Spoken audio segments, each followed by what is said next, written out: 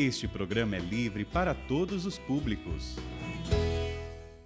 Pelo sinal da Santa Cruz, livrai-nos Deus, nosso Senhor, dos nossos inimigos. Em nome do Pai, do Filho e do Espírito Santo.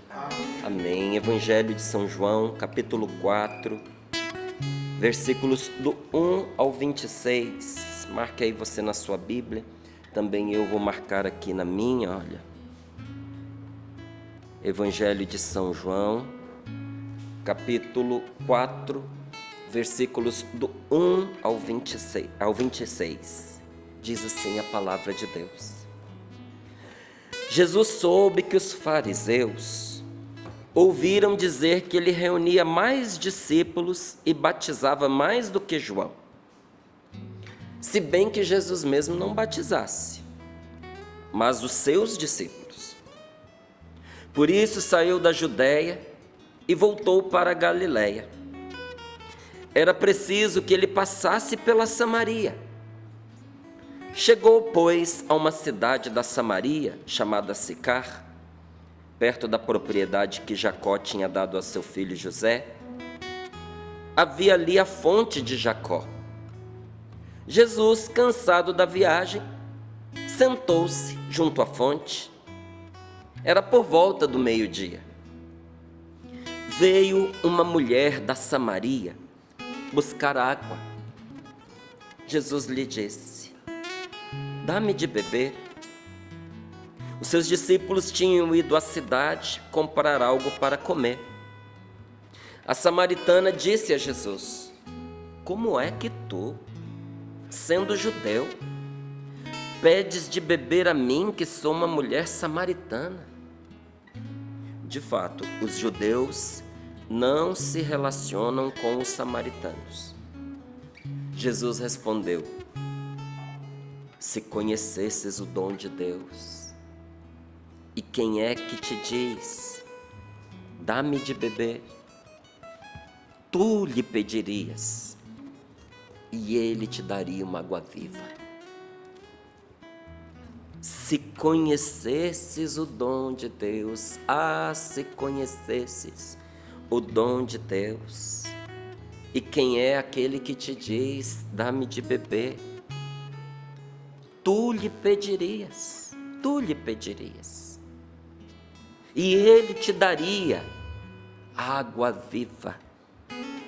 A mulher disse: Senhor, não tem sequer um balde, e o poço é fundo. De onde tens essa água viva? Serás maior que o nosso pai Jacó, que nos deu este poço, do qual bebeu ele mesmo, como também seus filhos e seus animais? Jesus respondeu: todo que beber desta água terá sede de novo. Mas quem beber da água que eu darei, nunca mais terá sede. Porque a água que eu darei se tornará nele uma fonte de água jorrando para a vida eterna. A mulher disse então a Jesus: Senhor, dá-me dessa água, para que eu não tenha mais sede, nem tenha que vir aqui para tirar água. E ele disse: vai chamar o teu marido e volta aqui. Eu não tenho marido, respondeu a mulher. Ao que Jesus retrucou: disseste bem que não tens marido. De fato, tiveste 5 maridos, e o que tens agora não é teu marido. Nisto falaste a verdade. A mulher disse: Senhor, vejo que és um profeta.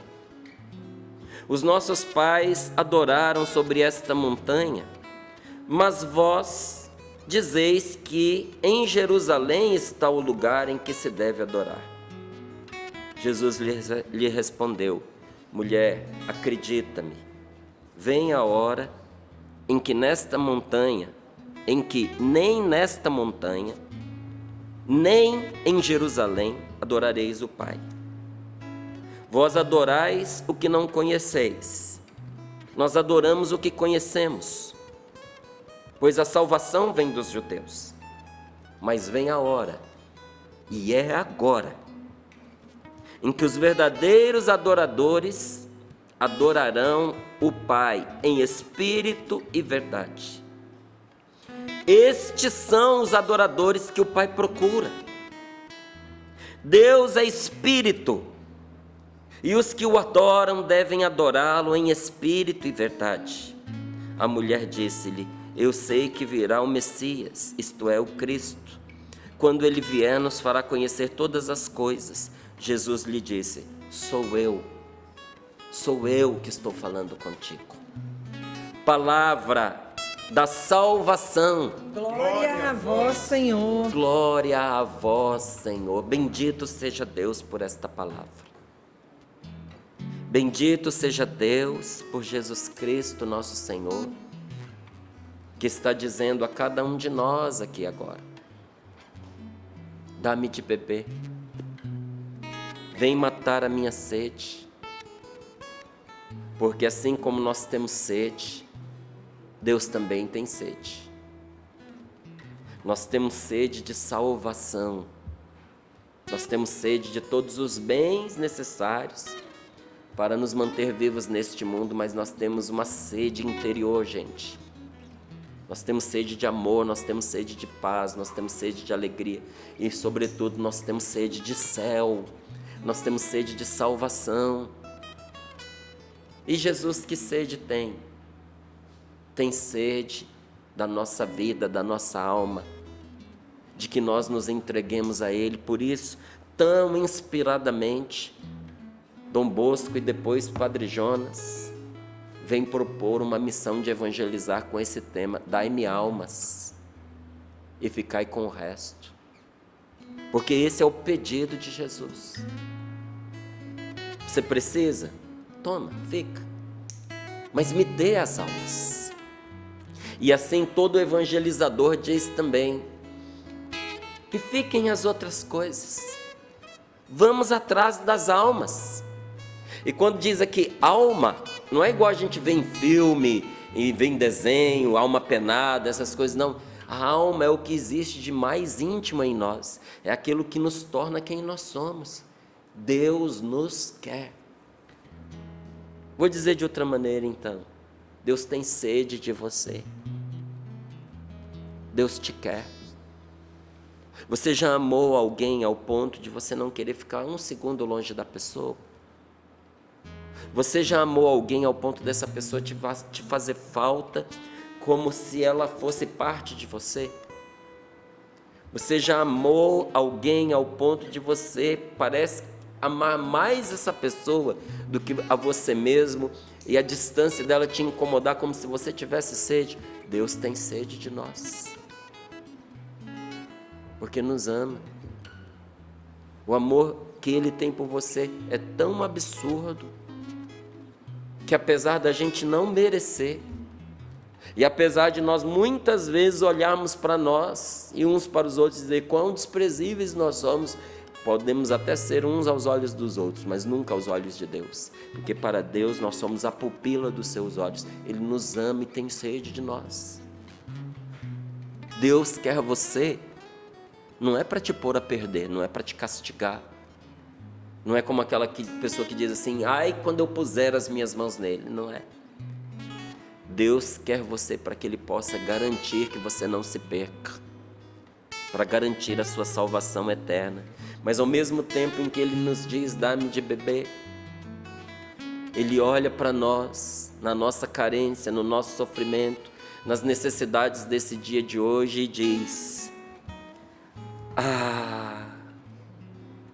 se conhecesses o presente que Deus tem para você, se tu soubesses, se conhecesses, se entendesses o dom de Deus, o que está reservado esperando por você, e se compreendesses quem é que te diz: dá-me de beber, tu lhe pedirias hoje, antes mesmo de terminar esse momento de oração, tu lhe pedirias e Ele lhe daria uma água viva que transborda para a vida eterna.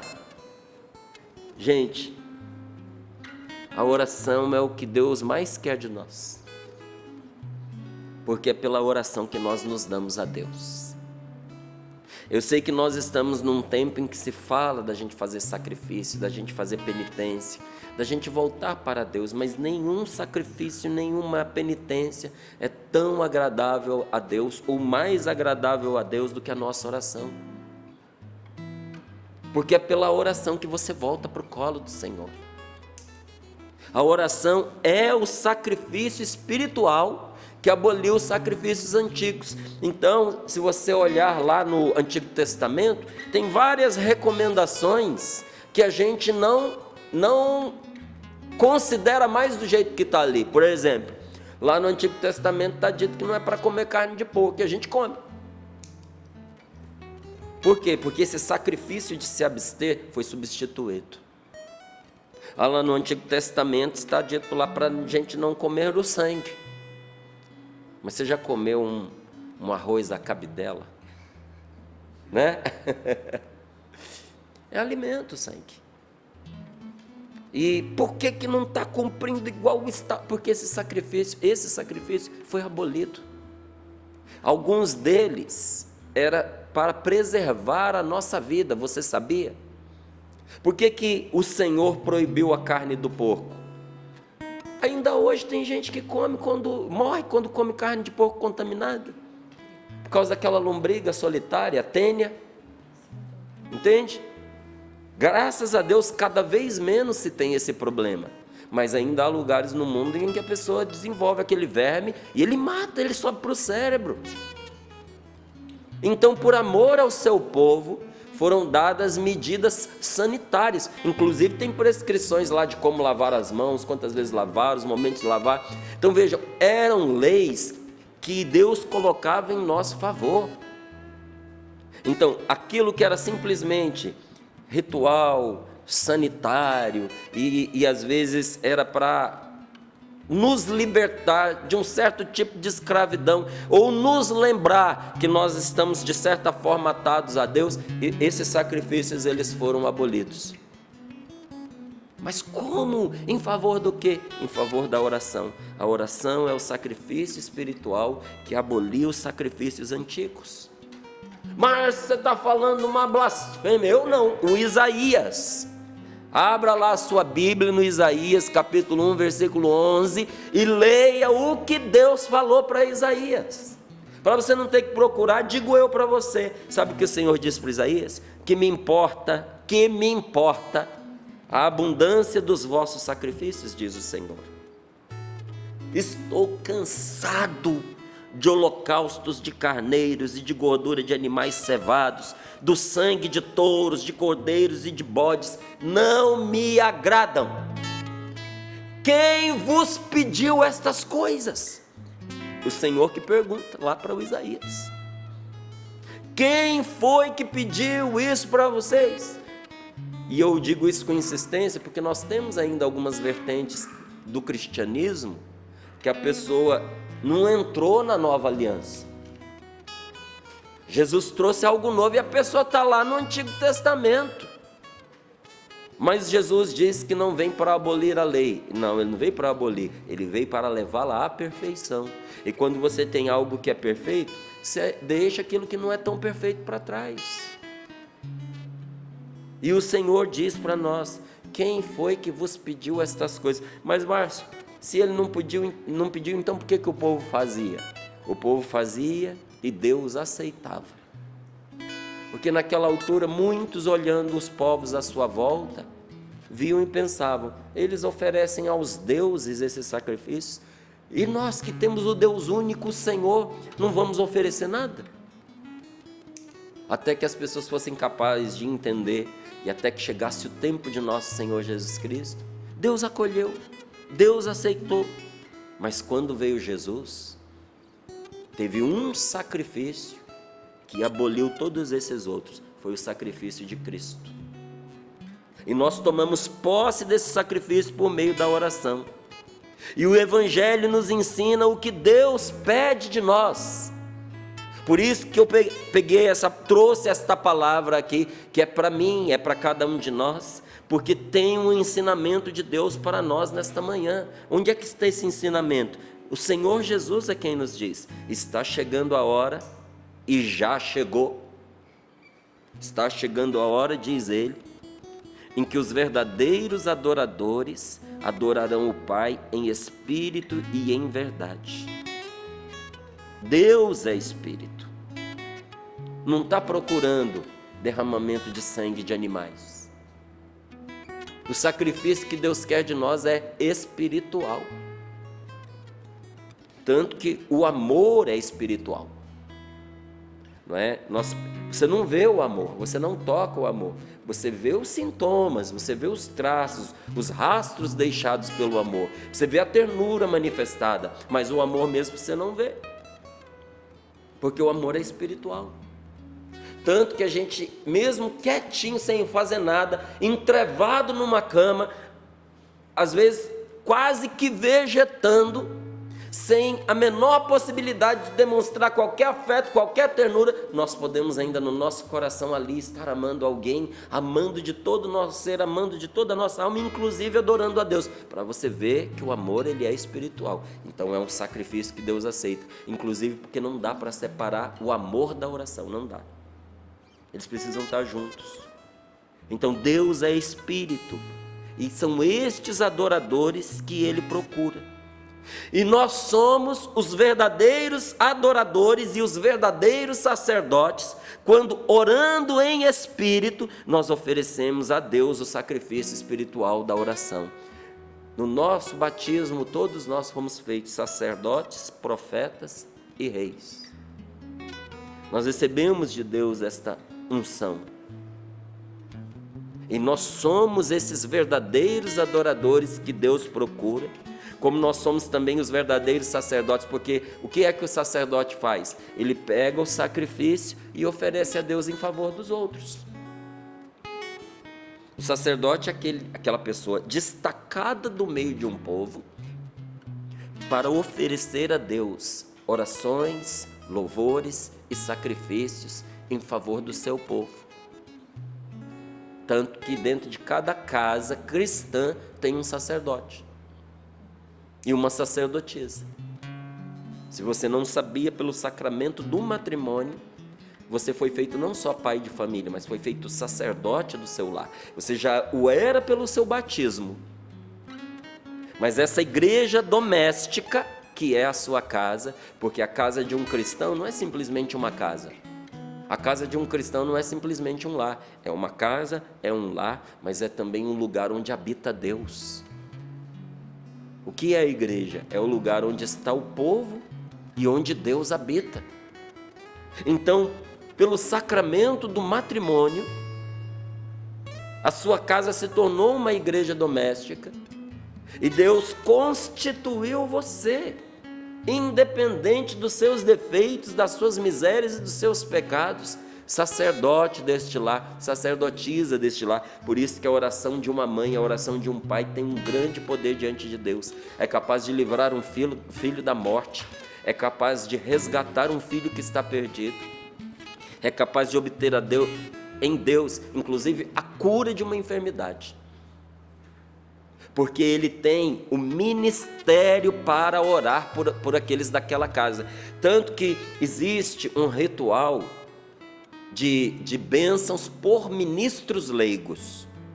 Então um leigo pode dar a bênção, um leigo como é você, Márcio, como é o Eugênio, como é o Sapo, pode dar a bênção? Pode. E qual é o valor desta bênção? Se ela for litúrgica, o mesmo valor que tem a bênção de um padre. Mas a gente não vê muito isso acontecendo, porque para acontecer de maneira pública, é necessário que o bispo, ele autorize e ele institua aquele ministro. Não é uma ordenação, mas é uma instituição. Que ele envie aquele ministro para ser ali um ministro da bênção, e ele será um ministro da bênção. Inclusive, tem muitas dioceses que têm o ministério da bênção, porque o padre não dá conta. O padre não dá conta. Então, o padre, só ele pode atender confissão, o ministro não pode. O ministro da bênção não pode.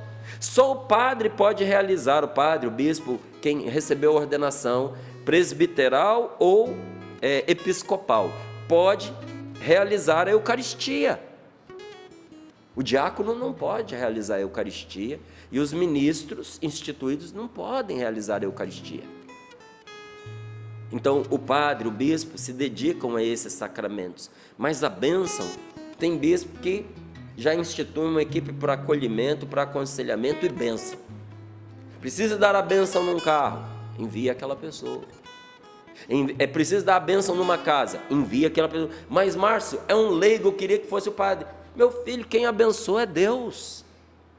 E se Deus abençoou, abençoado está. E é tão verdadeiro isso, que se um ministro instituído pelo bispo for numa casa, der uma bênção, e de repente o bispo chegar no momento que o ministro acabou de dizer, e eu abençoo em nome do Pai, do Filho e do Espírito Santo, amém. O bispo chegou. O bispo não pode de novo dar a bênção. Por que não pode? Porque você não vai abençoar o que abençoado está. Você entendeu? Só que, para você fazer isso de forma pública, o bispo precisa instituir, mas dentro da sua casa não. Na sua casa você tem autoridade dada por Deus e pela igreja, para você inclusive praticar a bênção litúrgica. No final de um livrinho que eu escrevi chamado Dom da Profecia, lá tem uma bênção litúrgica para você dar para os seus filhos, para o seu marido, para a sua esposa, para a sua casa, certinha. Passo a passo, como fazer, qual a palavra proclamar, que oração fazer, aquela bênção é litúrgica, para você fazer dentro da sua casa, porque você é sacerdote do lar, e você pode inclusive oferecer a Deus um sacrifício em favor do seu filho, que nem de Deus quer saber. Você pode oferecer a Deus a sua oração em favor do seu marido, revoltado com Deus, afastado de Deus, e pela sua oração esse homem há de se salvar. Como também, meu irmão, pela sua oração a sua esposa há de se salvar. Então veja, nós oferecemos a Deus o sacrifício espiritual da oração, e isso nos torna esses verdadeiros adoradores e verdadeiros sacerdotes. Se nós levantarmos diante de Deus uma oração sincera, uma oração verdadeira, uma oração com fé, uma oração revestida de amor, acompanhada do nosso empenho em agir bem, com louvores e agradecimentos, esta oração vai nos alcançar de Deus tudo o que nós pedirmos, tudo que nós pedirmos. Repito então para você, que está aí dizendo, nossa, isso que ele falou, queria ouvir de novo, não deu tempo de anotar. Se nós levantarmos diante de Deus uma oração sincera, verdadeira, com fé, revestida de amor e acompanhada do nosso empenho para agir bem. Por que acompanhada do nosso empenho? Porque a gente falha. Porque a gente erra. Então não é acompanhado da perfeição e dos nossos acertos. Não, é do nosso empenho em agir bem. E juntamente com esse empenho, os nossos louvores e agradecimentos a Deus. Esta oração vai obter para nós de Deus tudo o que nós pedimos. E mais ainda, no melhor tempo. Porque a gente pede as coisas a Deus, mas descuidado como nós somos, a gente nem pede que Deus nos dê no tempo certo. Porque o presente certo na hora errada pode pôr você a perder. Você já viu como é horrível quando você está lá, você que é homem, que você está lá furando a parede com uma furadeira, se equilibrando numa escada, entende? Perigando cair porque o lugar é inapropriado, e vem alguém e estende a mão para te entregar alguma coisa. Pelo amor de Deus, não, mas dá uma raiva. Você está com as duas mãos ocupadas e a pessoa fica na frente de você com o negócio estendido para você pegar. Pode estar te oferecendo a melhor coisa do mundo. Pelo amor de Deus, gente, não na hora errada. A gente pede as coisas para Deus e não entende que na nossa vida tem a hora certa. Talvez o presente certo, não é aqui? Se conhecesses o dom, pode trocar por presente que funciona, viu? Se conhecesses o presente que Deus tem para você, a graça que Deus tem para te dar. se você soubesse do que Deus tem para você, mas na hora certa.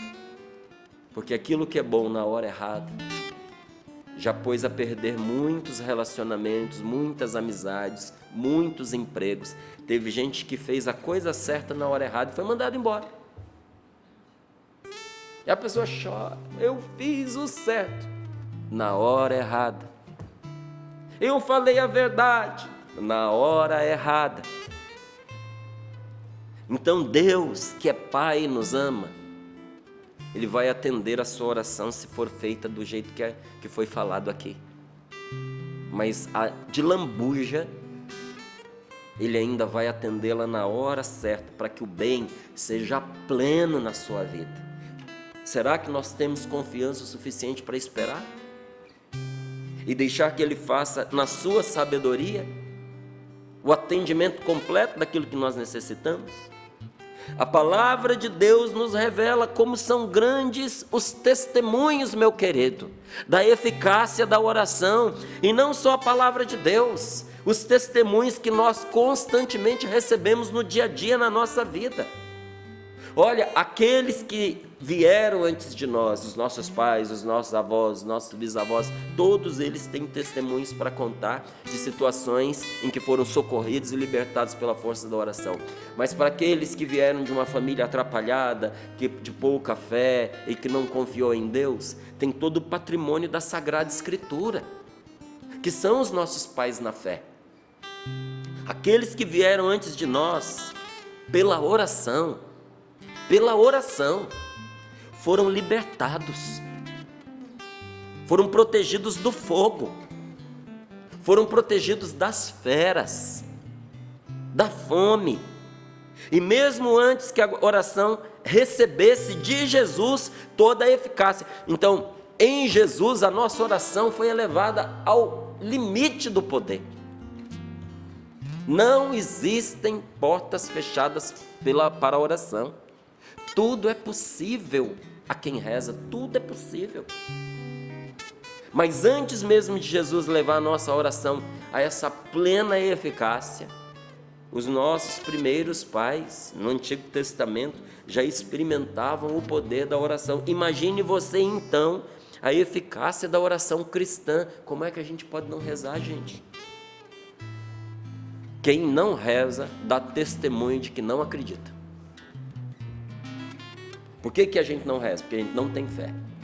Maior testemunho, ou seja, contra-testemunho de fé, contra-testemunho, é contra a fé, é a gente não rezar. Porque quando eu não rezo, eu estou dizendo com atitude que eu não acredito, que Deus ouve a minha oração, que Ele vai atender, ou que a oração tem eficácia. Mas quando eu rezo, e rezo sinceramente, Deus pode maravilhas através da minha oração. Mesmo que nesta ou naquela circunstância, a oração não faça cair a chuva ou mudar um tempo. Mas nós já vimos aqui no Sorrindo para a Vida, eu acho que a Paula lembra. Nós recebemos um testemunho, Eugênio, de uma pessoa contando um milagre que ela recebeu através da oração da medalha das duas cruzes. Que de um lado tem uma promessa de Deus que diz: porque se uniu a mim, eu o livrarei e o protegerei. Ela morava numa região rural e o fogo pegou em tudo. E o fogo já estava chegando ali no conjunto de moradias daquele lugar. Já era certo que todas as casas seriam queimadas, já era certo. O vento soprava com força e o fogo estava chegando e não tinha socorro e não tinha carro com água para poder ajudar. Ela pegou ali aquela promessa de Deus, naquela medalhinha, e começou: porque se uniu a mim, eu o livrarei e o protegerei, porque se uniu a mim, eu o livrarei e o protegerei. Quando o fogo começou a lamber as casas, o vento mudou de direção na hora da oração e começou a soprar o fogo para longe das casas. Quem estava viu, quem estava lá viu o vento mudar de direção. O vento que trazia o fogo começou a levar embora o fogo, até que chegaram os socorros, a água, e eles puderam controlar aquele fogo. Mesmo que quando você reze, Num primeiro momento, a sua oração não detenha um animal selvagem. Mas eu contei aqui no programa esses dias que, indo a Brasília, eu encontrei aquela moça que lá no parque ia ser estuprada, estava andando de bicicleta. O testemunho também chegou por causa da oração da medalha. Ela estava andando de bicicleta, numa parte isolada do parque. Um homem a cercou com o carro, fez com que ela descesse, ele estava armado, fez com que ela se despisse, ele também estava nu, ambos completamente nu, e ele dizia para ela que ia estuprá-la e matá-la. Ela estava assim, ela segurando a medalhinha e rezando, fechou os olhos. Ela disse: por incrível que pareça, o medo desapareceu de mim e eu fui tomada de uma confiança na qual eu dizia: porque se uniu a mim, eu o livrarei e o protegerei. E ele falando que ele ia me matar, ia me estuprar, e eu continuei rezando. Ele disse que ia fazer, o que eu podia fazer, além de rezar? Continuei rezando, de repente, eu vi que só eu falava. Quando eu abri os olhos, eu vi ele nu, correndo longe. Foi embora. Então talvez você diga: a minha oração não é capaz de me livrar de um animal selvagem. Pode te livrar de algo pior do que um animal irracional selvagem. Pode te livrar de um animal racional selvagem, não é? Ou que a gente diga assim: pela força da oração eu não sou capaz de fazer aparecer comida na mesa. Não é? Gente do céu, quantos testemunhos nós tivemos aqui de pessoas que estavam passando por necessidades terríveis e pela força da oração o Senhor os ouviu. A oração é capaz de milagrosamente impedir uma desgraça, um sofrimento. Ela é, mas ainda que naquela circunstância não o faça, porque por um mistério de Deus, e o Catecismo da Igreja Católica inclusive diz isso, que apesar de todas as nossas orações, existem certas curas físicas, que por um mistério a gente não entende, não obtém. A igreja não sabe responder, mas reconhece que há uma força de cura na oração. Está no Catecismo da Igreja Católica. Quem condena os grupos carismáticos, fala mal da renovação carismática católica e se diz católico, vá ler o Catecismo. No Catecismo da Igreja Católica explica que pela força da oração muitas curas, muitas graças são obtidas, mas ele também diz que ninguém pense que é por falta de fé que algumas não são obtidas.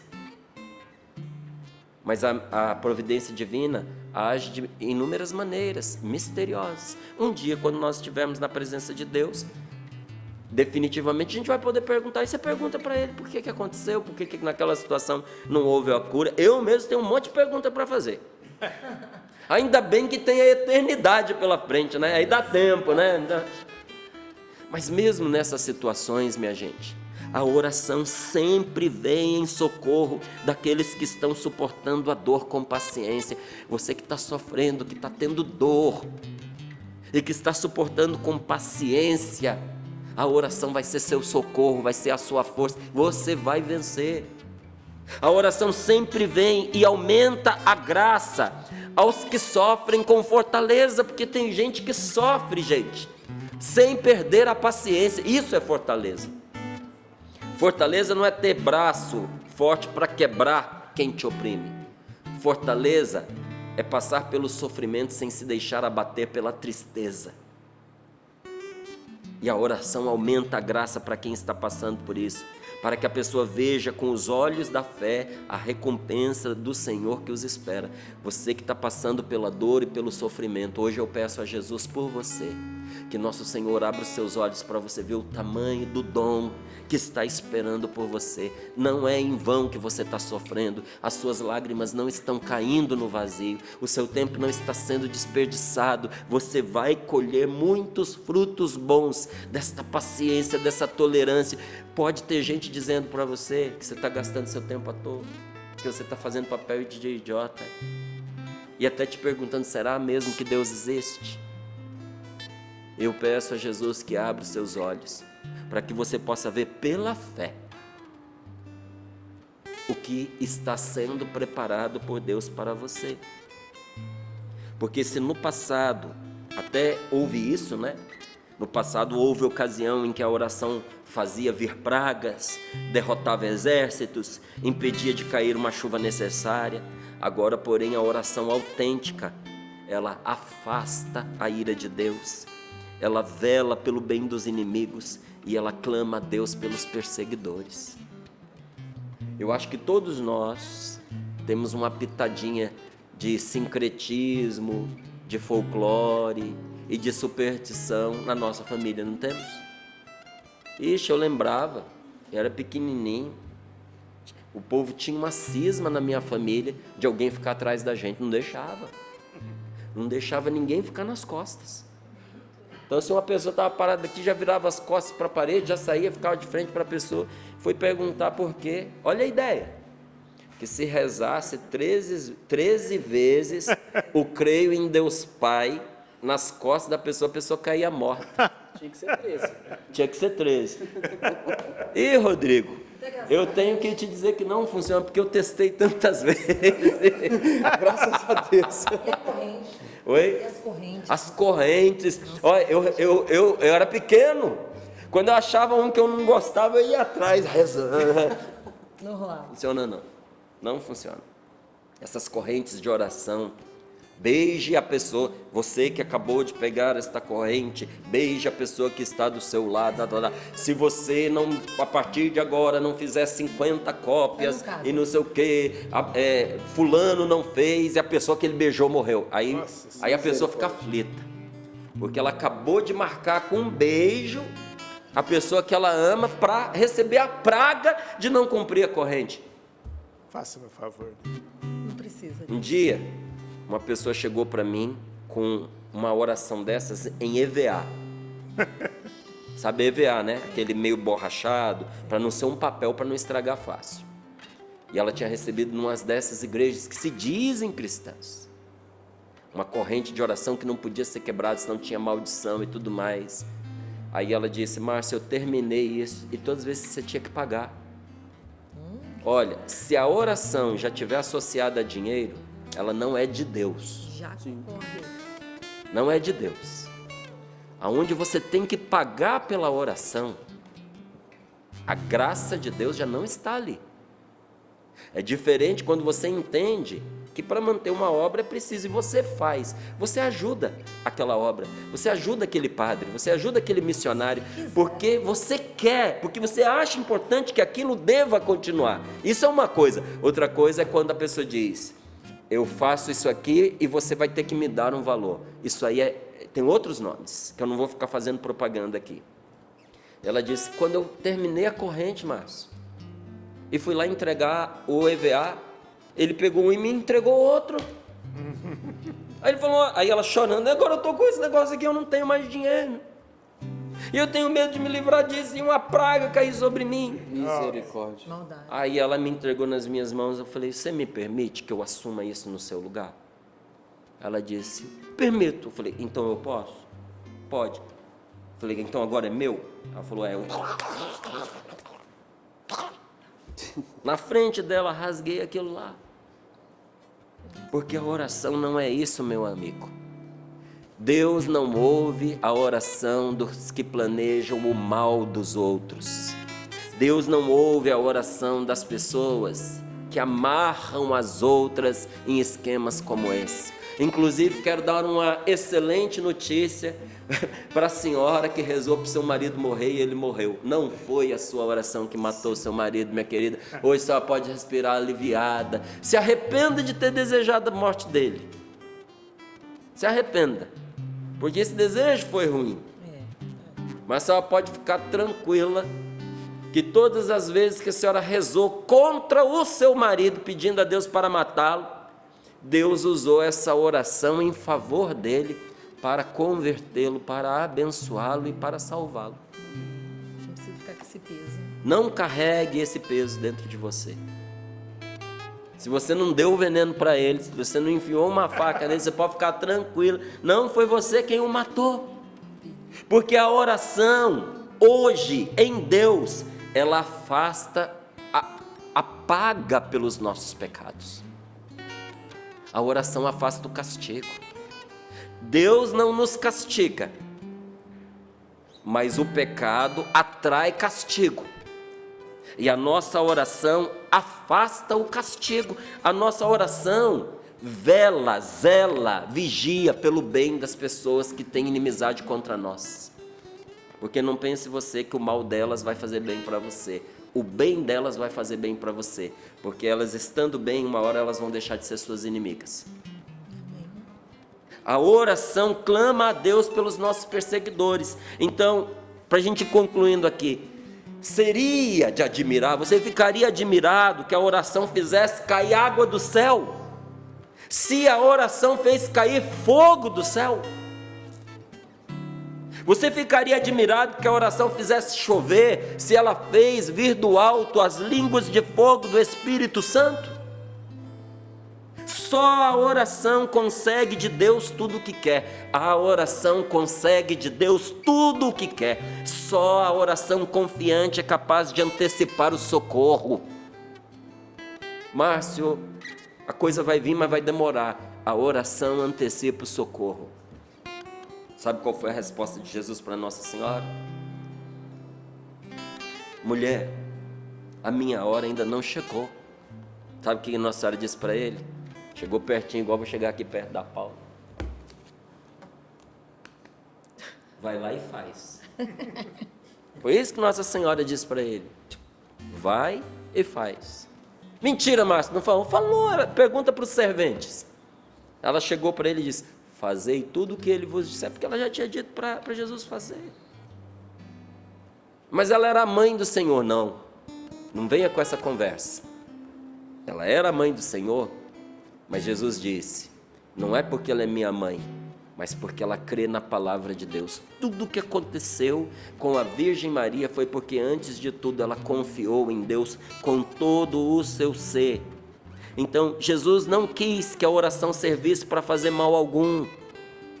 Ela quis antes que toda a eficácia que lhe deu, que o Senhor lhe deu, fosse para servir o bem. É por isso que a oração ela não tem outra finalidade senão tirar do caminho da morte as almas.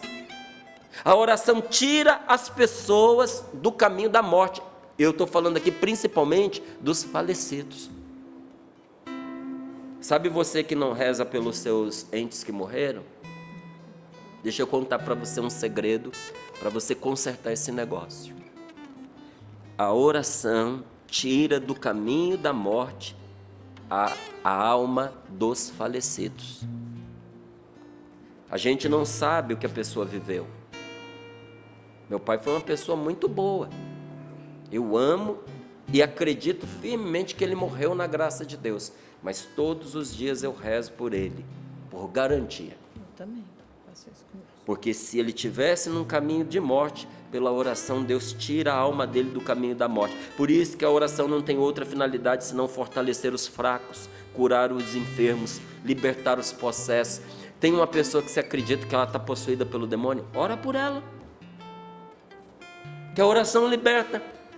A oração abre as portas das prisões, desamarra a vida das pessoas, ela perdoa os pecados, ela afasta as tentações, ela faz parar as perseguições.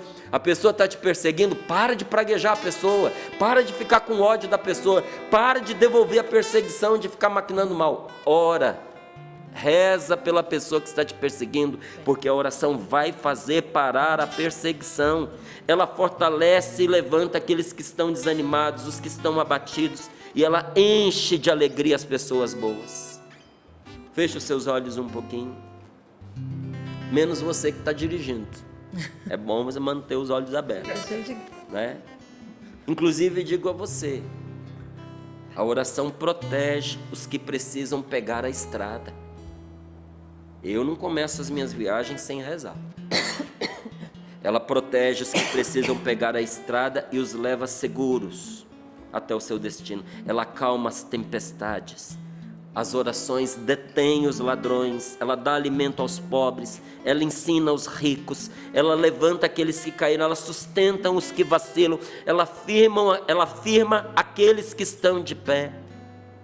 Por isso nós queremos nesse momentinho orar ao Senhor, orar com os anjos, porque os anjos oram. orar com os pássaros lá fora, porque tudo que foi criado ora. Do jeito deles, até os animais dobram seus joelhos e oram. Saem do seu cantinho, levantam os olhos para o céu e não abrem a boca em vão. Os passarinhos abrem as asas como quem levantam as mãos para o céu e cantam os louvores do Senhor. O próprio Jesus orou. Você não vai orar? Vamos orar, meus irmãos.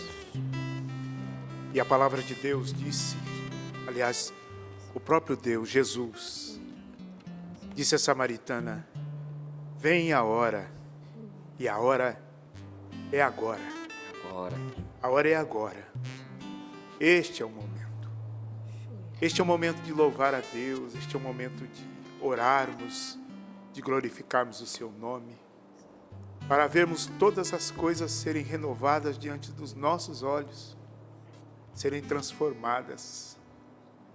Esta é a hora. Este é o momento.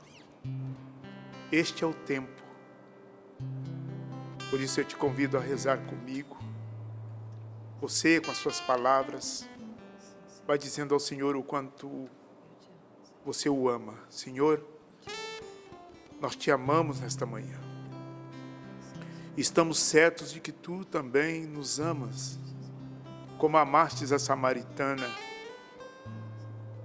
Foi o amor que te conduziu à beira daquele poço, Senhor, para se encontrar com ela, com o sol a pino, ao meio-dia. Horário que ninguém quer sair, o Senhor estava lá.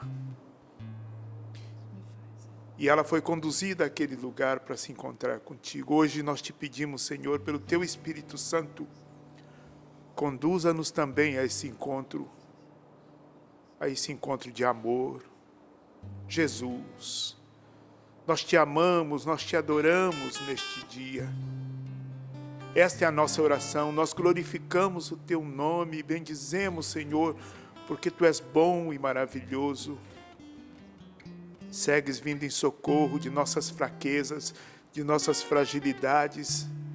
Segue nos levantando do pó. Levanta-nos hoje, Senhor, de onde nós caímos. Coloca-nos de pé outra vez, Senhor, para seguirmos o caminho. Dá-nos a vitória sobre o mal, sobre a enfermidade. Vem em socorro de nós, meu Deus, meu Senhor, depressa. Não demores. Vem em socorro deste seu povo que clama agora diante desta televisão. Obrigada. Pedindo, vem, vem, vem, Espírito Santo.